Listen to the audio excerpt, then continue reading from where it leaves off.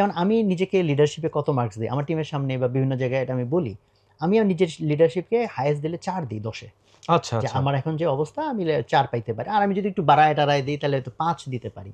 এবং অনেকে ভাবতে পারে যে ভাই আপনি তো এতগুলো কোম্পানি করছেন, এদের মাত্র ৫ দিবেন।